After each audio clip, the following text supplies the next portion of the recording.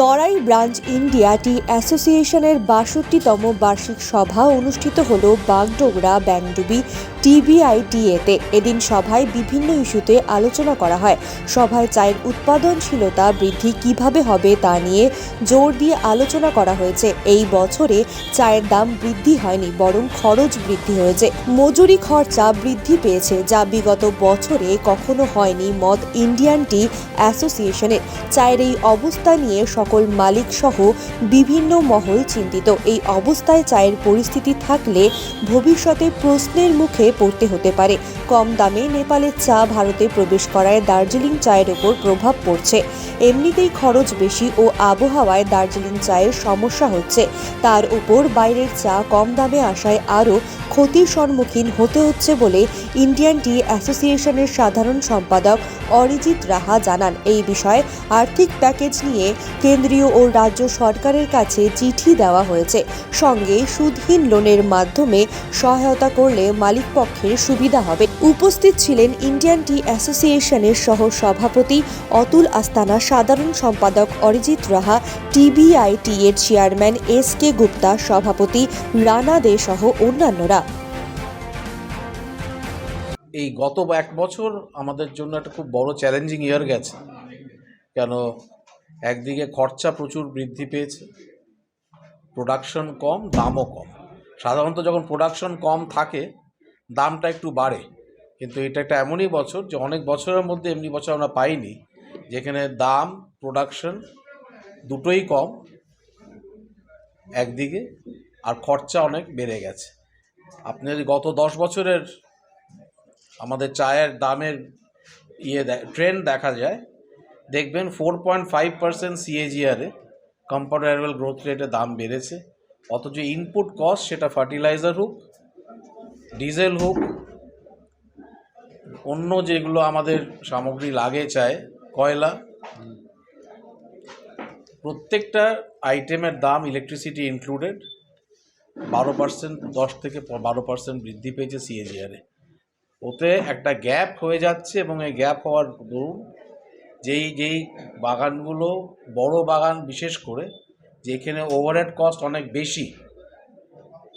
আজকে আপনারা জানেন যে 50% চা অর্গানাইজ সেক্টর প্রডিউস করে, 50% চা বটলিভ এবং স্মল ব্রুয়ার সেক্টর থেকে আসে। অর্গানাইজ সেক্টরে যেহেতু আমাদের রেসিডেন্ট ওয়ার্কফোর্স আছে, আমাদের ওপরে অনেক রকমের ইম্পোজিশনস আছে, প্লান্টেশন লেবার অ্যাক্ট বলুন এবং অন্য ইত্যাদি লেজিসলেটিভ ইন্টেন্স আছে, আমাদের খরচাটা অনেক বেশি, ওভারহেড কস্ট অনেক বেশি। ওতে একই বাজারে যেই দাম আমরা যখন চা বিক্রি করতে যাচ্ছি, আমাদের অসুবিধা এর জন্য হচ্ছে যে আমরা দাম পাচ্ছি না, অথচ খরচা বেড়ে যাচ্ছে, এবং তার ফলস্বরূপ আপনি দেখতে পাচ্ছেন তার একটা প্রতিক্রিয়া দেখা যাচ্ছে বাজারে। কিছু কিছু বাগান বন্ধ হয়ে গেছে, এবং এটা নিয়ে আমরা খুবই চিন্তিত। আমরা সরকারের কাছে আবেদন করেছি যে একটা ফাইন্যান্সিয়াল প্যাকেজ কনসিডার করার জন্য টি ইন্ডাস্ট্রির জন্য। তার মধ্যে আমরা চেয়েছি যে একটা যেটা ওয়ার্কিং ক্যাপিটাল ইন্টারেস্ট সাবসিডি একটা যদি দেওয়া যেতে পারে। এগুলো আমরা গভর্নমেন্ট অফ আসাম দিচ্ছেন, আমরা সেইখানে গভর্নমেন্ট অফ ওয়েস্ট বেঙ্গল কাছেও একই। তারপরে আজকে যদি ওভার সাপ্লাই থাকে বাজারে, ওভার সাপ্লাইয়ের একটা উপায় হচ্ছে কোয়ালিটিকে বৃদ্ধি দেওয়া, যেটা আমার চেয়ারম্যান এক্ষুনি আপনাদের বললেন। আর কোয়ালিটি যখন বৃদ্ধি পায়, আপনার পাতার হারটা ইয়েটা কমে যায়, সাইজটা কমে যায়, ওতে প্রোডাকশনটা অটোমেটিক্যালি কমে যায়। 2 নম্বর, এক্সপোর্ট বাড়ানো, রফতানি বাড়ানো। রফতানি যদি বাড়াতে হয়, আমাদের অর্থোডক্স চা, যেটা পাতা চা, তার প্রোডাকশন বাড়াতে হবে। কেন, 60% বাজার এক্সপোর্ট ডিমান্ড হচ্ছে পাতা এবং গ্রিন টির। তো যে বাজারে গ্লোবালের মার্কেটে যখন আপনি বিক্রি করতে যাবেন, আপনার কাছে যদি ওই রকমের চা না থাকে, তো সেটা যদি করতে হয় সেটা করার খরচাও বেশি। এবং সেটার জন্য আমরা সেন্ট্রাল গভর্নমেন্টকে এবং স্টেট গভর্নমেন্টকে আমরা একটা রিকোয়েস্ট রেখেছি যে আপনারা যাতে প্রোডাক্ট মিক্স, যেটা আমরা বলি, সিটিসি আর অর্থোডক্সের যাতে হারটা বাড়ানো যেতে পারে, আপনারা কিছু ইনসেন্টিভাইজ করুন।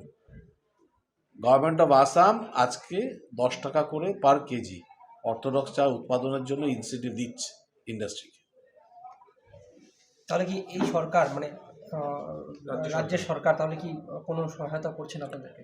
সহায়তা করছেন, ওনারা দিয়েছেন আগে, অর্থনৈতিক ইনসেন্টিভ আগে দিয়েছেন, এমন ওনারা দেননি।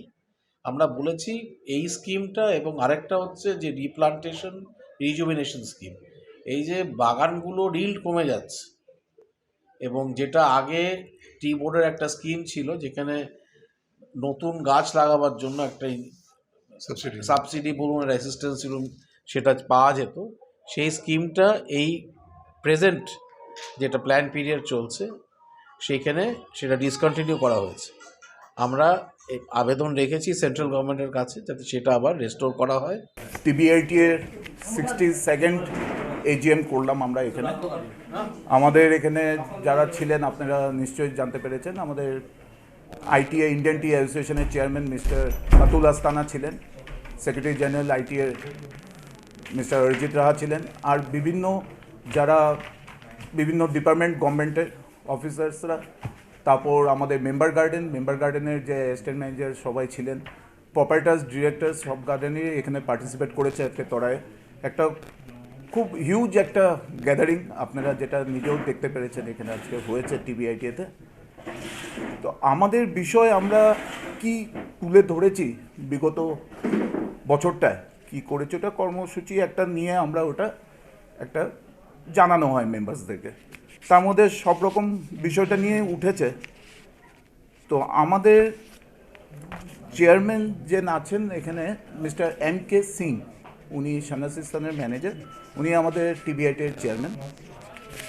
তো আপনি ইস্যু বলতে দেখুন, আমাদের জেনেরিক প্রমোশন অফ টি, আমাদেরকে টিটাকে প্রমোট করতে হবে। আমাদের পার ক্যাপিটা কনজামশন যা রয়েছে ওটাকে আমাদের এখন বাড়ানোর সময়, বাড়াতে হবে। তার জন্য টি বোর্ডকেও আমরা বলেছি যে কোনোভাবে যদি আপনারা আমাদের সঙ্গে অ্যাটাচ হতে চান আমরা মোস্ট ওয়েলকাম। আমাদের চায়ের কনজামশন বাড়লে আমাদের ইন্ডাস্ট্রিটা অনেকটা ভালো জায়গায় পৌঁছাবে আশা করি। গভর্নমেন্টের আমাদের টি ট্যুরিজম নিয়ে একটা 2019-এর ভিত্তিতে একটা নোটিফিকেশনের ভিত্তিতে আমাদেরকে অ্যালাউ করা হয়েছে যে ট্যুরিজম বাগানে করার ব্যাপারটা। তাতে আমি ওয়েলকাম জানাই এই ব্যাপারটা। আরও দ্রুত গতিতে আমাদেরকে এটাকে আরও এক্সপেডাইট করতে হবে, প্রসেসটাকে করছে government. They are very much supporting us, tea ইন্ডাস্ট্রিকে আমাদেরকে সাপোর্ট করছে, কিন্তু আরও একটু দ্রুত গতিতে এটাকে আগিয়ে নিয়ে যাওয়ার একটা ব্যাপার রয়েছে। আর ইতিমধ্যে আমাদের কিছু অ্যাপ্রুভালও এসছে।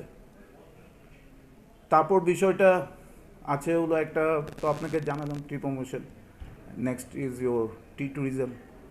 আমাদের গত বছরে প্রোডাকশন লাস্ট ইয়ার 22-এর তুলনায় সামান্য কিছু বেড়েছে, কিন্তু এই যে 2023-এ আমরা যেই আজকে আপনারা জানেন ওয়েজেস হয়ে গেছে 250। আপনার লাস্ট 3 বছরে আমরা 42% ওয়েজেস বাড়িয়েছি, 176 থেকে আজকে 250-তে আমরা দাঁড়িয়ে আছি।